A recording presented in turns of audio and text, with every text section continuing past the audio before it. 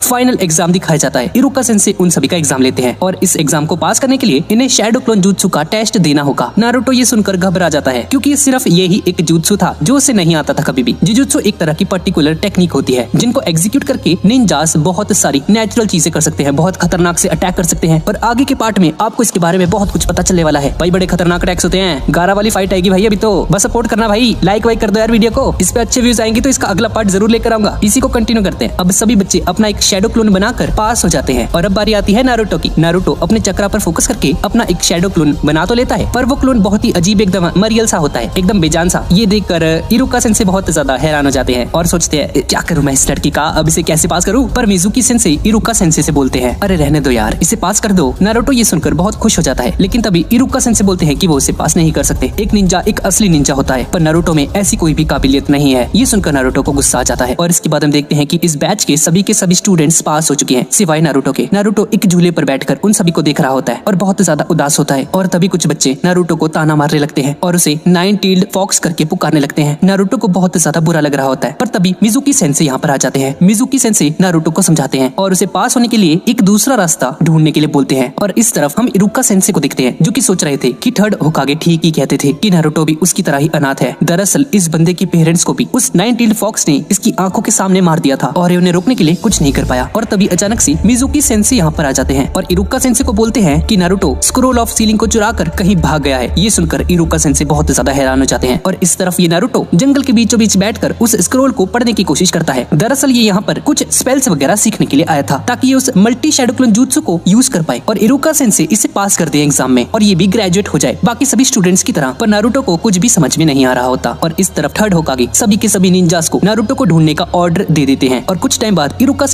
Sense Naruto को ढूंढ लेते हैं जंगल के बीचों बीच बैठा हुआ और उसे बोलते हैं ओए नारुतो यहाँ पर क्या कर रहे हो और तुमने इस स्क्रोल ऑफ सीलिंग को क्यों चुराया। नारुतो बोलता है कि इसको चुराने के लिए उसे मिजुकी सेंसे ने बोला था। इरुका ये सुनकर हैरान रह जाता है और तभी कोई दूर से नारुतो पर शूरिकेन फेंक के हमला करता है जो कि एक तरह के निंजा ब्लेड्स होते हैं। इरुका सेंसे उसी वक्त नारुतो को बचाने के लिए उसते हैं। उन दोनों को पता चलता है कि शूरिकेन फेंकने वाला कोई और नहीं बल्कि मिजुकी सेंसे ही होते हैं और इरुका सेंसे समझ जाते हैं कि इस स्क्रोल ऑफ सीलिंग को चुराने के लिए इस मिजुकी ने नारुतो का यूज किया है। इरुका नारुतो से बोलते हैं नारुतो जल्दी यहाँ से भाग जाओ। पर नारुतो मिजुकी को बोलता है यहाँ पर क्या हो रहा है सेंसे। और मिजुकी नारुतो से बोलता है अरे नारुतो ये तुम्हारे जो सेंसे है ना ये नहीं चाहते कि तुम स्क्रोल ऑफ सीलिंग को यूज करके ताकतवर बन जाओ। नारुतो को कुछ भी समझ में नहीं आ रहा होता कि तभी मिजुकी बोलता है नारुतो क्या तुम्हें पता है तुमने ही इरुका सेंसे के माँ बाप को मारा है, तुम ही हो 9-tailed फॉक्स। और हमें पता चलता है कि जिस बच्चे के अंदर उस मॉन्स्टर या फिर 9-tailed फॉक्स को सील किया गया था वो कोई और नहीं बल्कि नारुतो ही था। 12 साल पहले फोर्थ होकागे ने उस 9-tailed फॉक्स को नारुतो के अंदर सील कर दिया था और नारुतो वो